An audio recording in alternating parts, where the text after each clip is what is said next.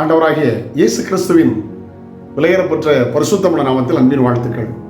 இந்த காலையில் உங்களை சந்திப்பதில் மகிழ்ச்சி அடைகிறது. இந்த நாள் உங்களுக்கு ஆசீர்வாதமாய் மாறும். தேவன் ஊழியத்துக்கு அழைக்கிறாரா, ஏதோ ஒன்றை உங்கள்கிட்ட சொல்கிறாரா, கீழ்ப்படிங்க, அது ஆசீர்வாதமாக இருக்கும். அமெரிக்காவிலே அதோனிராம் ஜட்சன் 1788 பிறந்தவர். அவர் 20வது வயதில் கொஞ்சம் உலகத்தை அனுபவிக்கணும்னு ஆசைப்பட்டார். ஒரு சத்திரத்தில் இடர்ந்து தங்கியிருந்தார். பக்கத்தில் ரூமில் பயங்கர அலறல் சத்தம்.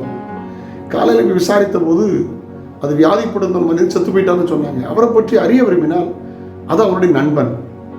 அவருக்கு அதிர்ச்சி ஆகிவிட்டது. அன்றைக்கு அவரோடு கூட பேசினார். ஏன் இந்த ஆத்மா நரகம் போயிருக்குமே, நீ ஏன் ஊழியக்காரராய் வரக்கூடாது என்று சொல்லி ஊழியத்துக்கு தன்னை அர்ப்பணித்து ஒரு சகோதரியை திருமணம் செய்து இந்தியாவுக்கு வந்தார். இந்தியா அவரை ஏற்றுக்கொள்ளவில்லை. அங்கிருந்து பர்மா போனார். அப்பொழுது உள்நாட்டு கலவரம் இங்கே நடந்து கொண்டிருந்த போது அந்த 2 ஆண்டுகள் அவர் சிறையில் இருந்தார்.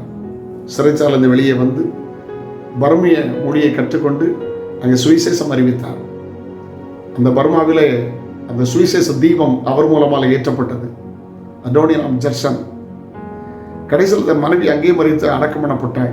தன் முதிர் வயதில் 1850 நாடு திரும்ப கப்பல் போனார். நடந்த சம்பவம் தெரியுமா? கப்பல் பயணத்தில் மறித்து விட்டார்.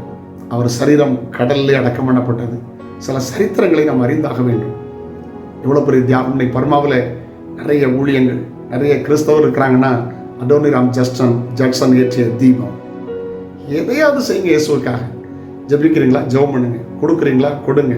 வாகனம் வாங்கிறீங்களா, வாகனம் வாங்கி கொடுங்க. சர்ச்சை கட்டணமா கேட்டுங்க. எதையாகிலும் கர்த்தர் அழைக்கிறதா புறப்பட்டு போக. சரித்திரத்தில் இடம் பாருங்க. இயேசுவுக்காக ஏதாவது ஒன்று செய்யுங்க. அப்படிப்பட்ட நாட்களாய் மாறட்டும். வாழ்க்கையை அர்ப்பணிங்க. ஜபிப்போமா? தகப்பனே, இயேசுவின் நாமத்தில் ஜபிக்கிறோம். சபாமக்கு நன்றி. இந்த நாள் எங்களுக்கு ஆசீர்வாதமாக இருக்கட்டும். இயேசுவின் நாமத்தில் பிதாவே, ஆமென். வசனத்தை வாசிக்க இருக்கலாம். அப்பொழுது கர்த்தர் அவனை நோக்கி பார்த்து, உனக்கு இருக்கிற இந்த பலத்தோடு போ. ஆண்டவர் சொன்னார் பார்த்தீங்களா, உனக்கு இருக்கிற இந்த பலத்தோடு போ. நீ இஸ்ரவேலை மீதியானியரின் கைக்கு நீங்களாக்கி ரட்சிப்பாய். ஆமென். உன்னை அனுப்புகிறவர் நான் அல்லவோ என்றார். ஆமென். நியாயாதிபதிகள் 6:14. உங்களுக்கு இருக்கிற இந்த பலத்தோடு போங்க. இந்த வார்த்தை உங்களுக்கு ஆசீர்வாதமாக இருக்கட்டும். நாளை உங்களை சந்திக்கிறேன். அதுவும் ஆண்டு கிருபை தாங்கட்டும். God bless you. Have a nice day.